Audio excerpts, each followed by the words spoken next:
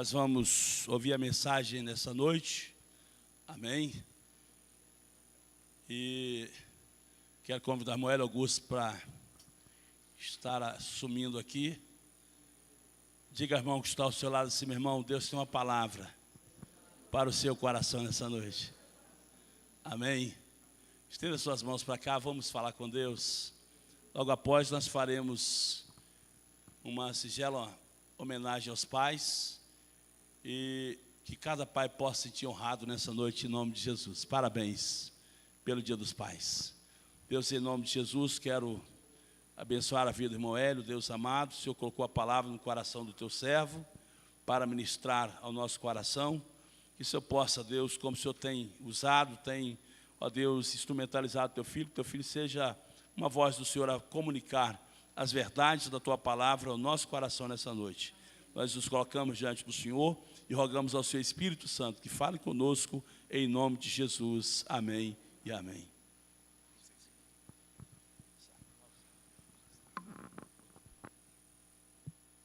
Graça e paz. Boa noite a todos. Graças a Deus. Confesso que depois de um louvorzão desse, e a palavra que Deus tem para nós nessa noite, fica assim meio, mas é a palavra de Deus, a oportunidade que o Senhor nos concede, e é aquilo que tinha na prateleira, estava pronta, semi-pronta, e o pastor convidou, é o que eu vou trazer nessa noite, para nós, na direção do Senhor. Certamente, Ele falará aos nossos corações, ao nosso entendimento, em nome de Jesus. Abra sua Bíblia em Jeremias. Jeremias 4. Não, 1:4.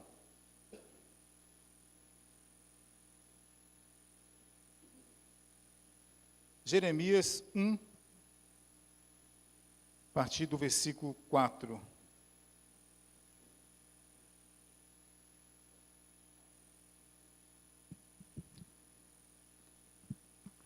Deixa eu consultar aqui minhas fontes.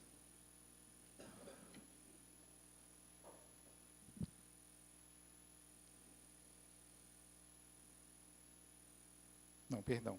É Jeremias 1, do versículo 13 ao 19. Está pertinho aí. Jeremias, capítulo 1, versículo 13 ao 19. Diz assim: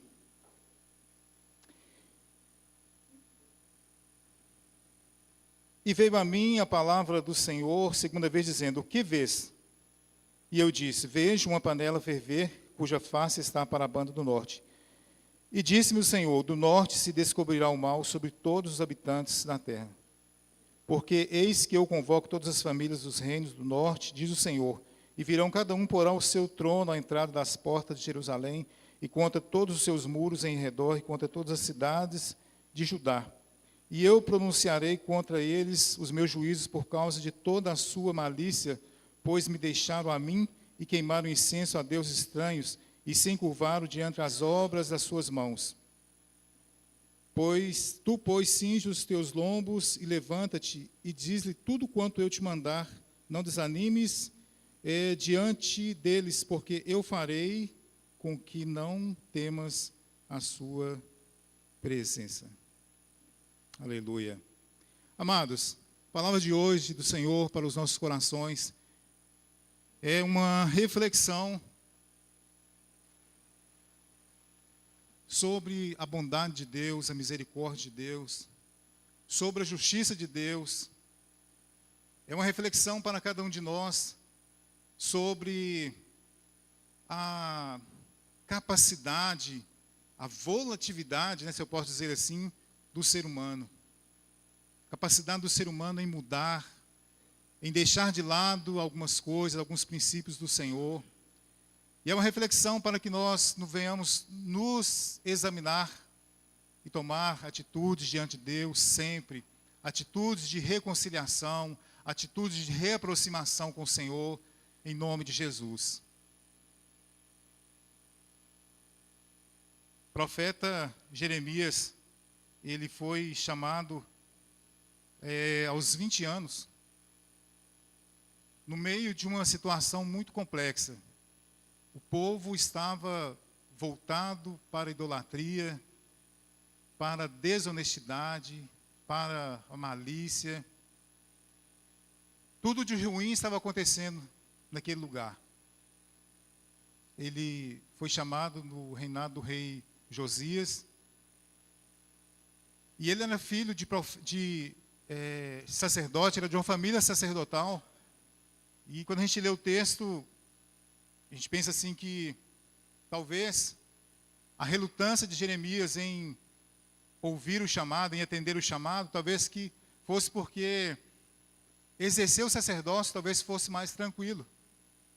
Não desprezando o sacerdócio, mas o ofício sacerdotal era cumprir ali os afazeres, ofertas, sacrifícios, né? Estava responsável para ensinar a lei.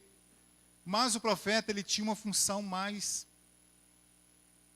complexa, porque ele tinha que anunciar ali a palavra de Deus, enfrentar situações.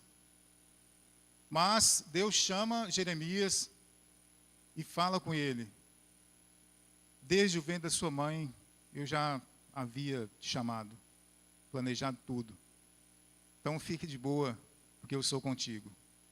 O ministério que você vai exercer é sobre a minha direção. Eu vou te livrar, eu vou colocar as palavras na sua boca.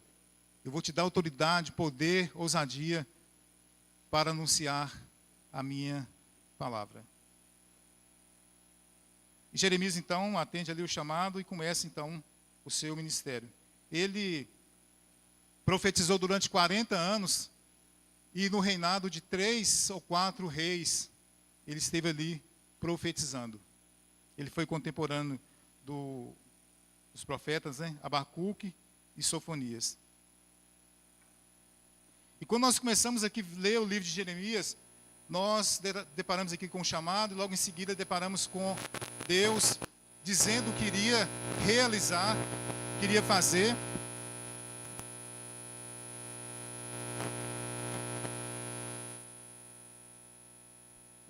Caso o povo não se arrependesse, caso o povo não se voltasse para o Senhor. E mais adiante, deixa eu só dar uma conferida aqui. Pedir a alguém só para diminuir um pouquinho aqui, que está muito frio aqui minhas costas. Por favor. Ai, Deus. Deixa eu só achar o texto aqui, irmãos, rapidinho.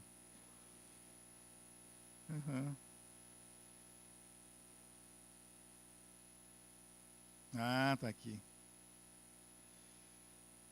No versículo 2, nós começamos a ver Deus fazendo tipo um lamento.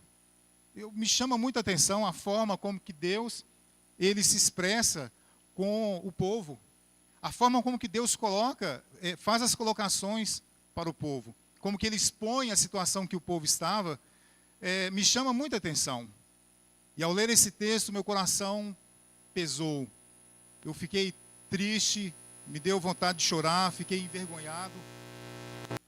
Porque Deus, ele trata o ser humano, ele trata as pessoas, ele tratou Israel de uma maneira tão assim, tão pessoal, falou assim, tão, sabe, tão próximo, que eu falei assim, puxa vida, eu fiquei com vergonha de mim, em saber que esse Deus que nós servimos, ele se relaciona de uma maneira tão presente, tão real. Deus, então, diante da postura do povo, ele começa a falar com o profeta, aqui no capítulo 2. Vai e clama aos ouvidos de Jerusalém, dizendo: assim diz o Senhor, lembro-me de ti, da beneficência da tua mocidade e do amor dos teus desposórios, quando andava após mim no deserto, numa terra em que não semeava. Então Israel era santidade para o Senhor, e as primícias da sua novidade, todos os que devoravam eram tidos por culpados, o mal vinha sobre eles, diz o Senhor. Ouvi a palavra do Senhor, a casa de Jacó, e todas as famílias na casa de Israel. Assim diz o Senhor, Que injustiça acharam vossos pais em mim para se afastarem de mim, indo após a vaidade, tornando-se levianos? E não disseram, onde está o Senhor que nos fez subir da terra do Egito? Que nos guiou através do deserto por uma terra de charnecas e de covas, por uma terra de sequidão e sombra de morte, por uma terra em que ninguém transitava, a qual não morava homem algum? Eu vos introduzi numa terra fértil para comerdes o seu fruto e o seu bem. Mas quando nela entrastes, contaminastes a minha terra, e da minha herança fizestes uma abominação. E os sacerdotes não disseram, onde está o Senhor? E os que tratavam da lei não me conheceram, e os pastores prevaricaram contra mim, e os profetas profetizaram por Baal, e andaram após o que é de nenhum proveito. Portanto, ainda pleitearei convosco, diz o Senhor, e até com os filhos dos vossos filhos pleitearei. Amados, Deus traz aqui a memória do povo. Parece que Deus fica assim sem entender, se é que posso falar assim. Deus fica sem entender. Que postura é essa?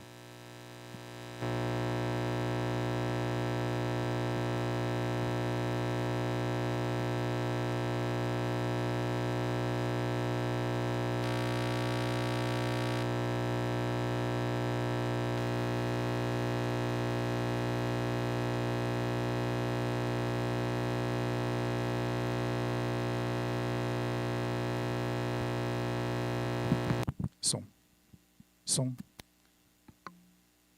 Vamos assim mesmo. Pode ficar tranquilo. Não tem problema não. Oi, som. Parece que Deus se aproxima do povo e, assim, não consigo entender. O que eu fiz para vocês? O que deu na cabeça de vocês para me abandonarem? E o título da mensagem, se é que eu posso colocar assim, é: não abandone o Senhor. Não saia de perto do Senhor. Em hipótese alguma, nem pense em abandonar o Senhor. E Deus começa então, a partir do capítulo 2, ele começa então a essa tratativa com as pessoas, indagando, olha, não consigo entender. Lá no passado, lá no deserto, num lugar que não tinha nada, esse povo andava comigo e eu fiz maravilhas no meio deles. Eu fiz provisão para eles. Que motivo vocês têm para me abandonar? Parece que Deus, se fosse nós, ele ia falar assim, não entra na minha cabeça.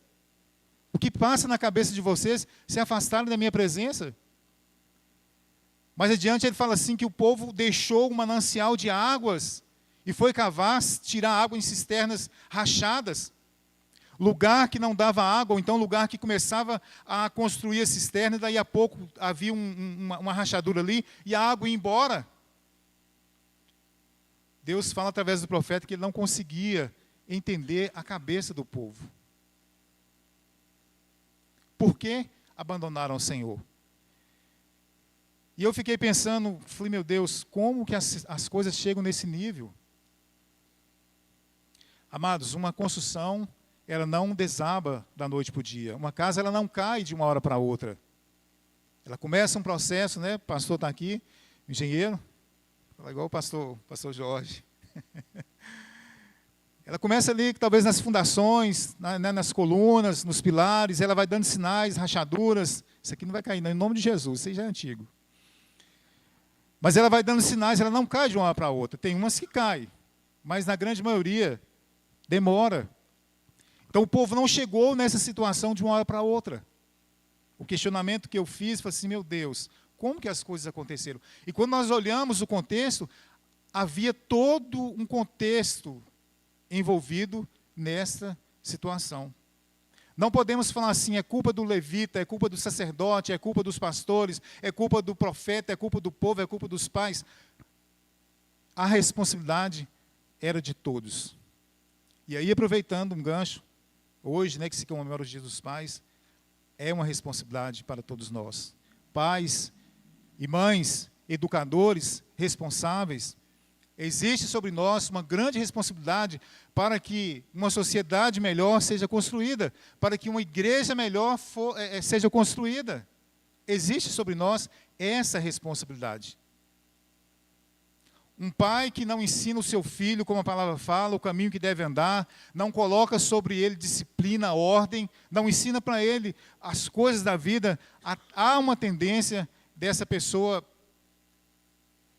encontrar dificuldades na vida. Vejo, com todo respeito, né, as mulheres, as mães, vejo as mães no início da criança, adotando modas, adotando costumes, e depois, quando essa criança cresce, ela vai para segue determinadas filosofias, pensamentos, e aí uma preocupação com os pais. Como que essa menina está? Talvez ela cresceu ouvindo o que não deve. Ela cresceu vestindo o que não devia vestir, falando o que não devia falar, e depois, quando ela vira adolescente, jovem, ela entra por caminhos tortuosos, e a gente não consegue entender, entre aspas. Mas existe sobre nós uma responsabilidade de criar os nossos filhos, de instruir como pais, como responsáveis, para que essas crianças construam uma sociedade melhor, não se conformando com esse século em tempo todo, não abrindo concessões, porque é assim que as rachaduras começam a acontecer na estrutura. E eu fiquei pensando, o povo não abandonou o Senhor de uma hora para outra. Onde começou? E nós precisamos pensar nisso todos os dias. Como pais, como filhos, precisamos pensar. E aí a gente começa a pensar também que a natureza é pecaminosa, o ser humano, ele converteu ao Senhor, ele entregou o seu caminho ao Senhor, mas a natureza pecaminosa está ali. Talvez começamos a achar justificativas para essas ações, mas a palavra de Deus, ela vem nos dando um contraponto. Sim, nós convertemos, mas a nossa natureza pecaminosa, ela vai persistir até o dia que nós seremos transformados, quando receberemos um corpo incorruptível. Até lá nós vamos fazer o quê? Lutar contra os desejos da carne. Vamos olhar a palavra de Deus, lá em Efésios, que diz as obras da carne e o fruto do Espírito. Nós vamos ver o escrito lá de Colossenses falando no que nós devemos pensar, as coisas que são do alto, onde Cristo está sentado à destra de Deus. Ele continua falando assim, olha, mortificai os vossos membros que estão sobre a terra, a prostituição, a idolatria, o desejo, o apetite desordenado e outras coisas. Ele fala assim, olha, aquele que minta, não minta mais, aquele que faz isso, não faça mais.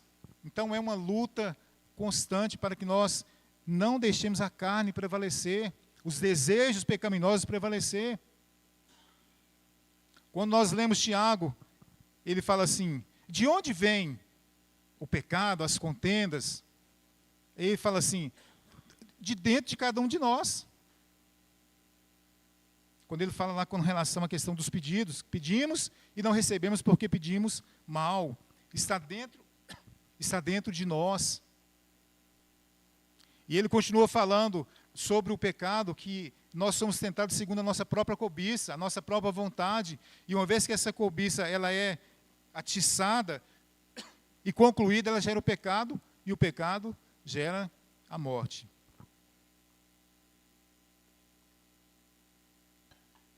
Sendo assim, nós temos ciência que há uma luta constante dentro de nós. A carne, os desejos da carne, ele vai sempre querer fazer a sua vontade. Mas nós temos o Espírito de Deus que mora em nós. Somos a habitação de Deus. Temos a palavra de Deus que nos orienta a clamar pelo Senhor, para que nós venhamos vencer os desejos da carne, andar em espírito e não cumprireis as concupiscências da carne.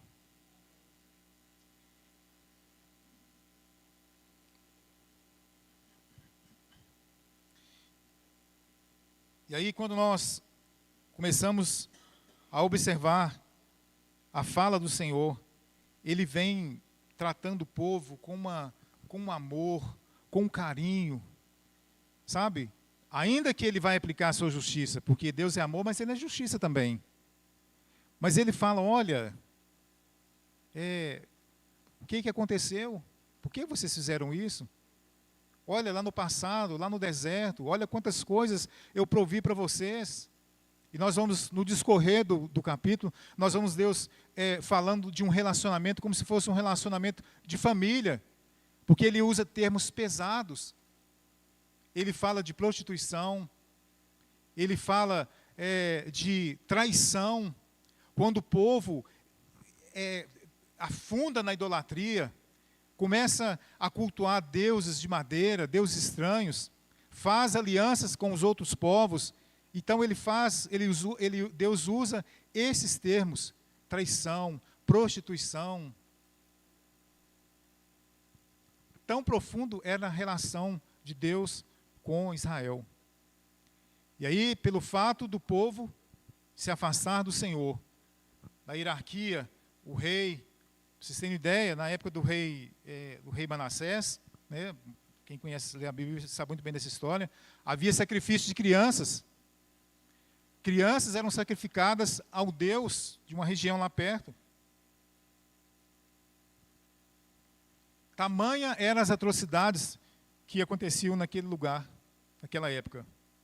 Mas Deus, na sua infinita graça e misericórdia, Ele levanta o profeta para falar ao povo, para deixar eles cientes do pecado, cientes de que estavam afastando de Deus e que mesmo Deus os amando de tal maneira, a consequência daquelas atitudes viriam sobre eles. Então, nós precisamos refletir nessa noite, que Deus é amor. Quando nós começamos a pensar no amor de Deus, nós ficamos assim maravilhados.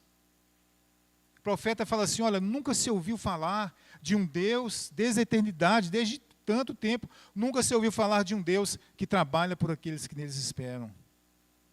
O clamor pela redenção do ser humano começa lá no Éden, logo após a caída. Primeira coisa que Deus faz é honrar a sua promessa, honrar o seu compromisso de relacionamento, de ir todos os dias, na virada do dia, conversar com a sua criação. Adão, onde estás? Primeira demonstração do amor de Deus, da fidelidade do Senhor. Adão, onde estás?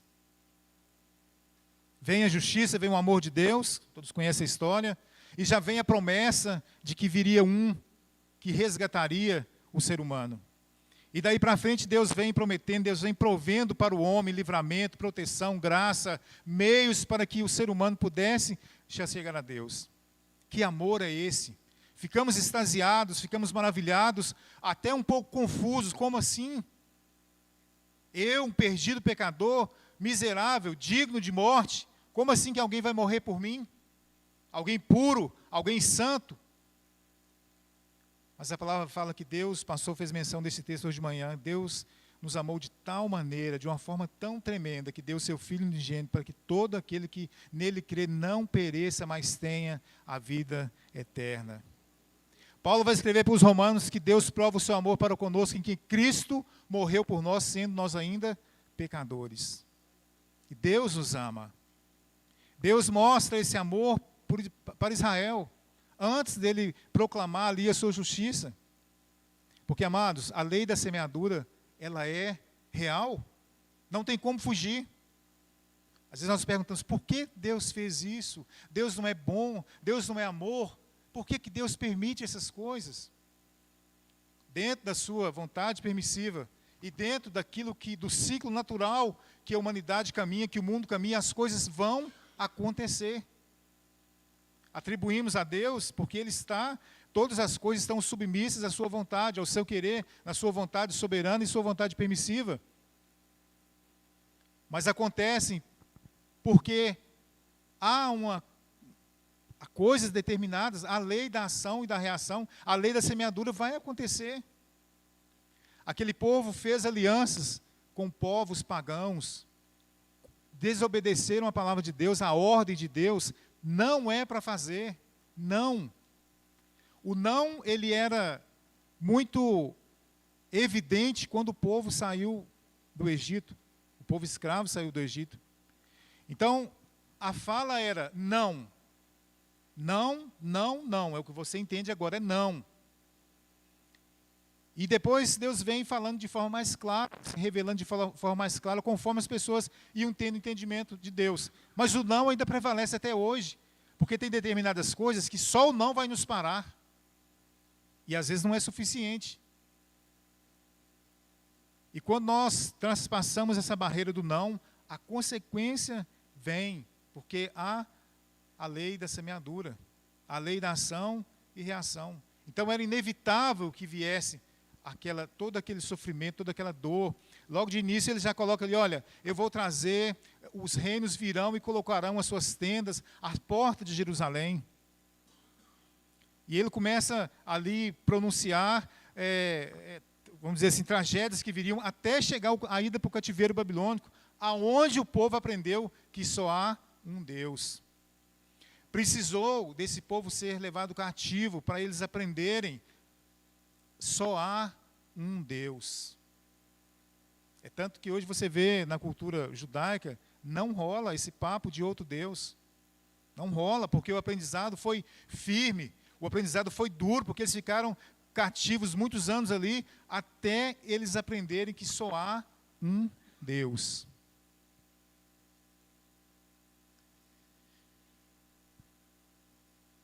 O amor com que o Senhor nos ama é intenso, não porque merecemos coisa alguma, mas porque Ele mesmo zela em cumprir a sua palavra. Não porque nós somos os tais, somos isso, somos aquilo, não merecemos nada, não somos dignos de nada, mas Deus, em cumprindo a sua palavra, em sendo Ele mesmo, Ele nos ama, e exerce o seu amor, exerce a sua misericórdia, assim como a sua justiça e o seu juízo sobre as pessoas.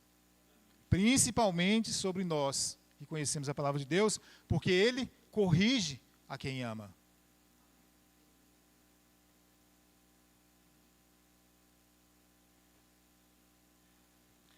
E ao longo da história nós vimos aí Deus, né, se revelando ao homem, né, de forma tão pessoal, tão íntima. A gente vê a relação de Deus com Moisés, com Davi.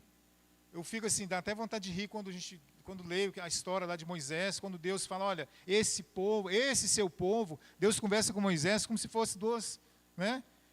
Quando Deus fala, vou acabar com esse povo, Deus, não. E aí Deus conversa com ele, olha, o seu povo, o povo de Deus, mas ele fala com Moisés, o seu povo. A relação entre Moisés e Deus era uma coisa tão assim, tão ímpar, tão pessoal, uma coisa tão extraordinária. E Deus zela por isso. É tanto que Ele mandou Jesus, e Jesus veio e fez a sua obra, e Ele enviou o seu Espírito Santo para que nós pudéssemos nos relacionar com Deus da mesma maneira. E aí nós perguntamos, questionamos, né? O que me chamou a atenção esses dias, e logo em seguida eu me deparei com esse texto, é como as pessoas têm facilidade, como nós temos facilidade para mudar, para abrir mão. Estou falando de crente, de cristão, de filho de Deus, experimentado na palavra. E às vezes nós falamos assim, não, mas o que é isso? Eu não me dobro, de jeito nenhum, só o Senhor é Deus. Não é? Quando uma coisa se torna um Deus em nossas vidas, quando um objeto, quando uma situação se torna um ídolo em nossas vidas, que não pode tocar, não pode mexer, não abro mão, ele virou um ídolo. Quando eu amo mais essa situação do que o Senhor, quando ela fala mais alto, ela virou um ídolo na minha vida. Ela virou um Deus, é ela que dita as normas. Amado, quando eu não consigo resistir, sei lá, me perdoe aqui, mas quando eu não consigo resistir aos ditames do sistema, e eu tenho que andar conforme o sistema manda. Talvez eu não tenha uma condição física, um manequim apropriado para vestir determinada roupa, mas o sistema está ditando as normas e eu me submeto àquilo ali, me exponho ao ridículo para atender uma demanda do sistema, simplesmente para me adequar a uma moda. Eu estou fazendo disso um ídolo, é mais forte do que eu, é mais forte do que Deus representa para mim, porque eu estou submetendo a isso. Amados, quando eu não abro mão, ou quando eu abro mão de princípios, na hora de fazer um negócio, na hora de pleitear uma vaga, na hora de fazer uma coisa qualquer, que eu abro mão dos meus princípios, que eu piso em alguém, que eu passo alguém para trás, que eu conto uma mentira, que eu engano alguém, eu estou fazendo disso um Deus na minha vida. Eu estou idolatrando. Isso vem muito forte, porque quando nós abrimos mão das coisas de Deus, não estou aqui falando, amados, contra o passeio, contra a diversão, não, nós precisamos fazer isso sim. Sim. Antigamente o povo falava que o crente não fazia nada, eu não vou ser crente não, porque o crente não joga uma bola, o crente não vai num passeio. Não, não tem nada disso.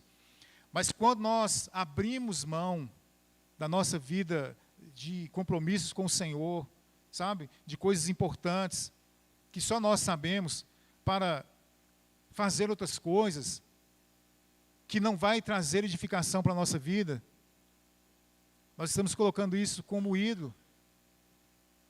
Eu fiquei assim, maravilhado com o testemunho desse pessoal, dessas meninas aí na Olimpíada. Que testemunho! Teve uma moça lá que falou em línguas, falou mistério. Fez lá a sua competição, competiu com a perna machucada, e depois ela ali adorando, falando em línguas com as suas colegas. Que testemunho! Nós vimos aquela outra atleta lá falando de Deus, falando em libras, testemunhando do Senhor. E às vezes, amados, por menos nós abrimos mão. Às vezes por coisas pequenas nós abrimos mão. Quando talvez teríamos a oportunidade de testemunhar, de anunciar Jesus através de um testemunho, de um recuo, de um simples fato de deixar o motorista aí, deixa ele ir. Ainda que você está ali dentro assim, não deixa ele embora. Você não deixa ele te ultrapassar. Coisas simples, amados, mas que fazem parte daquela rachadura que começa na estrutura. E se nós não vigiarmos, essas coisas vão entrando como raposinhas, como ervas daninhas na nossa casa, na nossa estrutura, e a nossa casa vem ao chão. Quando nós estendemos mais aqui um pouco a leitura, Deus questiona o povo, fala assim, olha, não te entendo. Vocês se prostram diante de outros deuses, vocês se prostituem, porque a malícia, a desonestidade estão diante de vocês, e aí depois, quando a coisa aperta, vocês vêm me procurar? Cadê os seus deuses? Não consigo entender que atitude que é essa. Pior, porque abandonam o Senhor, se envolvem em práticas pecaminosas, desprezam a lei, desobedecem à lei do Senhor, e depois vai procurar o Senhor. Só que tem um texto mais à frente, ele vem falando que com o coração longe de Deus, não existia um arrependimento genuíno. E nós olhamos assim para essa situação, mas que é isso, gente? Como é que esse povo chegou a essa situação? Meu Deus do céu, como que pode? Mas se a gente olhar, amados, se nós não vigiarmos, nós deparamos com a mesma situação nos dias de hoje. Por que eu me envergonhei? Porque às vezes a gente para ali, vibra na frente da televisão, vendo um futebol, vendo um jogo, fica ali 2, 3 dias acompanhando uma série toda, e não conseguimos cumprir o nosso momento de oração, de devocional diante de Deus. E depois viemos para o culto, cheio de expectativa. E às vezes saímos falando, nossa, o culto hoje, nossa, não senti nada. Então, amados, uma palavra para a nossa reflexão. Deus é amor, Deus é justiça, Deus é juízo. Uma coisa que me chama a atenção é justamente isso, uma das coisas que me chama a atenção, que eu já mencionei aqui, a perplexidade de Deus diante das atitudes do povo. Ele falava assim, olha, os outros povos, os povos pagãos que estão aí perto de vocês, eles adoram falsos deuses, mas eles não abrem mão dos deuses deles, não. E vocês, que têm um Deus verdadeiro, me troca por imagem de escultura, obra de suas mãos? Deus fica perplexo diante da atitude do povo. Ele fala assim, tem outra passagem que ele fala assim que o povo, as pessoas, elas tipo assim, elas davam, é como se elas dessem aula, não estou lembrando do texto aqui não, mas é tipo assim, eu pego um ladrão, um mau elemento, eu dou aula para ele, de tanto que eu sei aquele mal que aquela pessoa faz. Deus falou isso com o povo. Falou assim, olha, vocês conseguem ensinar eles as piores coisas. Eles já são, tipo assim, eles são ruins. Mas vocês conseguem ensinar eles a serem mais ruins, tamanha a capacidade de vocês. Tamanho foi o abandono de vocês para comigo. E eu fiquei pensando, meu Deus, tem de misericórdia da minha vida. Tem misericórdia da nossa igreja, tem misericórdia do povo. Porque precisamos, amados, precisamos refletir. E às vezes a gente fala assim, mas eu não faço nada disso. Não é? Isso não é para a nossa igreja, não tem ninguém dessa maneira. Mas é preciso nós nos avaliarmos cada dia, como o apóstolo Paulo fala. Examine-se, pois, o homem a si próprio. Porque se nós perguntarmos, onde está o Senhor? Onde está o Senhor na minha vida? Onde está o Senhor na minha igreja? Onde está o Senhor no meu ministério? E aí eu digo, né, quando eu falo para mim, eu digo de coisas pessoais. Né? Alguém já falou assim sobre a questão, né, do Espírito Santo em nossas vidas, que uma vida cheia de Espírito Santo é uma vida que cada dia ela é moldada, cada dia ela recebe, ela coloca em prática um aprendizado. O fruto do Espírito em nossas vidas é que vai demonstrar realmente que nós somos cheios do Espírito Santo. Dons espirituais é uma coisa, e vida cheia do Espírito Santo é outra. É o Espírito Santo que te segura, não te deixa ser desonesto, não me deixa ser ruim, não me deixa fazer coisas erradas, me segura, traz à minha mente, traz ao meu entendimento, olha, segura sua onda, como Deus falou lá com Caim, olha, o pecado jaz à porta, cuidado, cabe a ti dominá-lo. O Espírito Santo faz isso com a gente. E uma pessoa cheia do Espírito de Deus, que tem Deus com ela, cada dia ela vai procurar ser uma pessoa melhor. Principalmente aos olhos de Deus. Porque é Ele que vai testificar em nossos corações, quando somos sinceros com Deus. Custe o que custar, amados. Custe o que custar. Não abandone o Senhor. Não, mas eu não sou, jamais eu vou abandonar eu não e tal. Amados, não pode nem passar em nossa cabeça a possibilidade, a probabilidade de abandonar o Senhor. E o abandono ao Senhor não acontece da noite para o dia, como eu disse. Sabe aquela observação que você faz? Eu tenho 20 anos de carteira assinada, até hoje não consegui comprar nenhuma bicicleta. Meu vizinho está aí com um carro novo. Eu sou ofertante, sou dizimista, coopero na obra.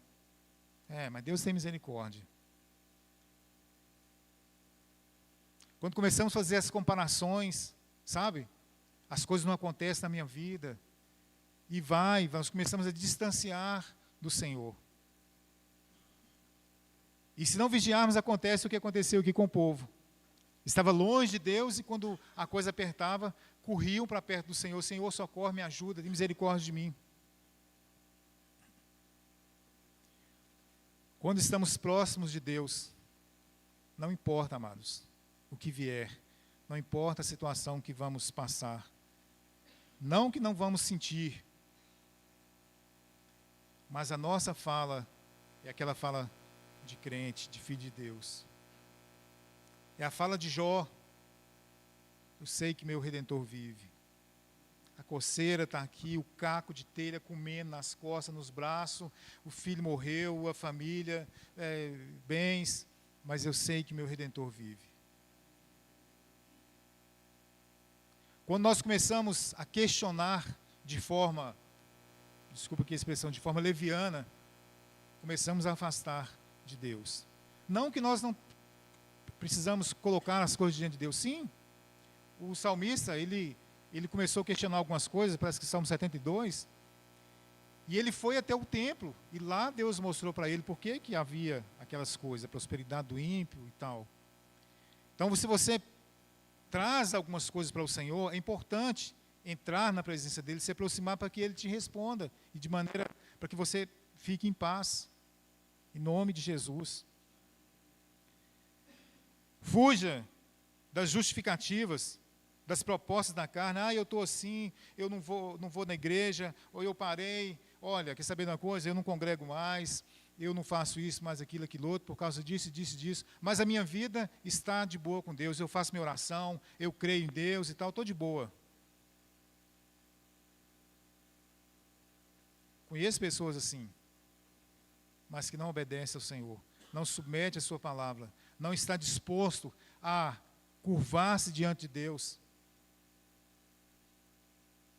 A autossabotagem que acontece, né, na nossa mente,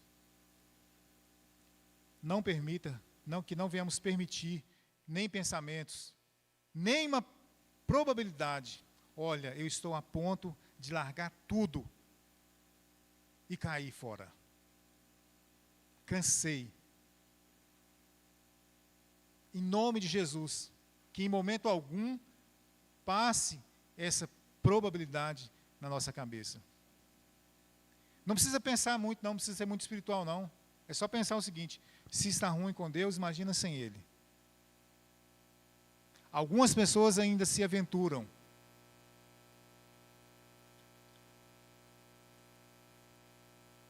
Pode ser, né, que aconteça um milagre, pode ser que consiga retornar. Nós vimos ali a história do filho pródigo, duas situações, o filho pródigo e o pai, né, ali figurando Deus. Ainda bem que ele, num determinado momento, caiu a ficha e ele falou assim: olha, chega, levantar-me-ei e irei ter com meu pai. E o seu pai, de longe, quando o avistou, já estava ali esperando. Deus sabe quanto tempo esse pai estava ali. Mas podemos ver a fidelidade de Deus em sempre ser Deus. Mas não vale a pena pagar para ver. Né? Às vezes eu fico vendo a mocidade, né, os jovens, não estou pegando pé de ninguém aqui não, tá? Fique em paz aí. A mocidade no geral, o jovem no geral, eu já fui jovem. Passei toda essa situação aí, as vontades, os desejos, olhar a grama do vizinho, sim. O tanto de coisa que nos atrai, o tanto de coisa que nos chama, a quantidade de ilusões que são apresentadas para nós. Mas é preciso, em nome de Jesus, em todo o tempo, olharmos para a palavra de Deus, saber que quando nós nos agradamos do Senhor, Ele satisfaz o desejo do nosso coração, e a alegria, o contentamento no Senhor não tem comparação. Por isso que pessoas convertem, novas, entendem esse chamado, entendem o que é a vida cristã, e permanecem firmes, e vai até o final, adorando ao Senhor, passando provações, passando lutas, mas ali na expectativa, fiéis à palavra, aguardando a promessa do Senhor, aguardando o dia da retenção, sem largar o pé, sem arredar o pé da promessa de Deus. E às vezes eu fico pensando como que nós, às vezes, somos aguçados a buscar as coisas de fora.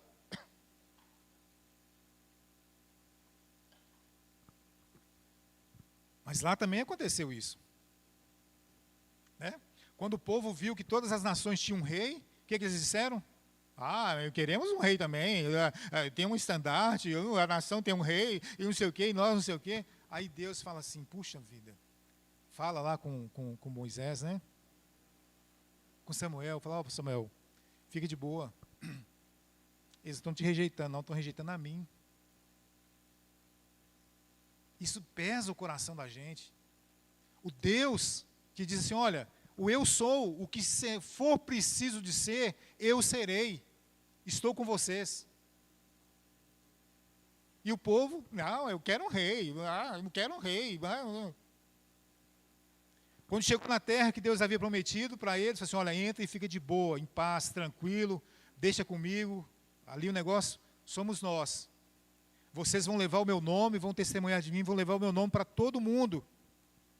Mas aí ficou admirado com aqueles que não tinham tanta responsabilidade, não tinham tanta imposição, se é que eu posso dizer assim. Ah, não, mas servir esse Deus é mais fácil do que cumprir a lei, mais fácil do que fazer, não.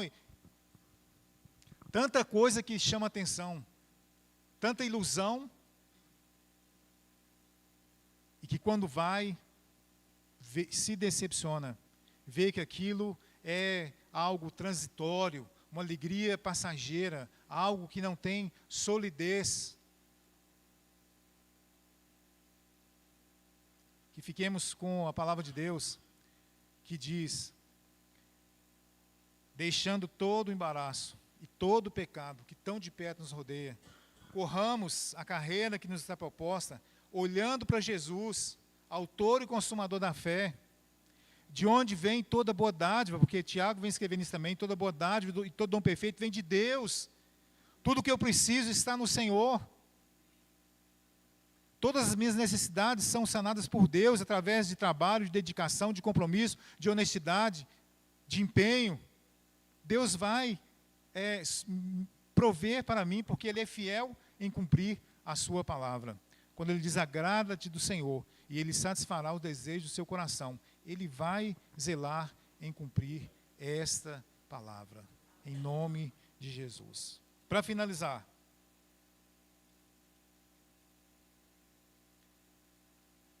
às vezes ficamos perplexos, com situações diversas e tal, mas sempre a palavra de Deus, lembrando que nada pode nos separar desse amor.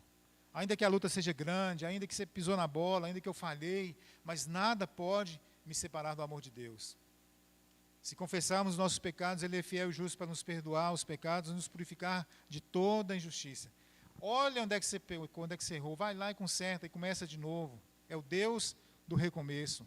Paulo fala assim, olha, nada pode nos separar do amor de Deus. Nem altura, nem profundidade, nem morte, nem a vida, nem anjos, nem principado, nem potestade, nada pode nos impedir de chegar diante do Senhor. Lembremos sempre, o pastor Paulo gosta dessa expressão, lembremos da bondade e da severidade do Senhor. E que Deus em Cristo nos abençoe, nos ajude, nos fortaleça, para que jamais venhamos abandonar o Senhor nas coisas mais simples da vida. Por mais simples que sejam, não abandone o Senhor.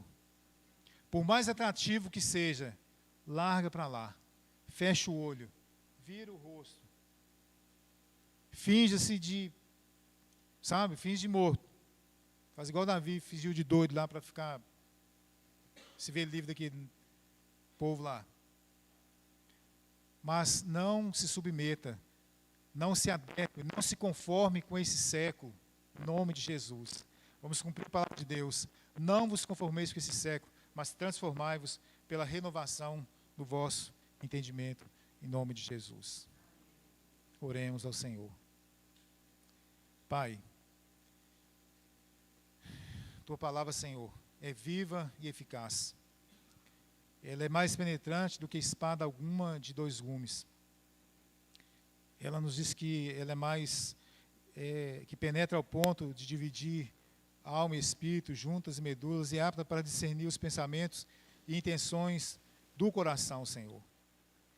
E nós nessa noite, ó Deus amado, em nome de Jesus, possamos, ó Deus, refletir, pensar, cada um na sua vida, cada um na sua conduta, Senhor Deus, e fazer os ajustes necessários, fazer, meu Deus, as posturas, tomar as posturas que devemos tomar, para que jamais, Deus amado, venhamos abandonar ao Senhor. Para que jamais, ó Deus, venhamos, em nome de Jesus, querer ser igual, meu Deus, ao mundo. Meu Deus, nos associarmos com o mundo, com as práticas mundanas, Senhor, em nome de Jesus. Mas que possamos, ó Deus, ser autênticos, crentes, filhos de Deus, como foi ministrado aqui, ó Deus, ontem, Pai. zelando pela nossa identidade, que somos filhos de Deus, que a nossa pátria está nos céus, que os nossos princípios, que o nosso modo de viver é de acordo com o Senhor Jesus, para a glória do teu santo nome, Pai. Nos ajude, nos abençoe, porque, ó Deus, sozinhos nós não conseguimos, pela nossa própria força não conseguimos, mas pelo teu Espírito Santo, Pai, nós seremos vencedores, porque a tua palavra nos diz assim, no nome de Jesus. Abençoa-nos, ó Deus, nós te pedimos e te agradecemos, em nome de Jesus. Amém. Nízia.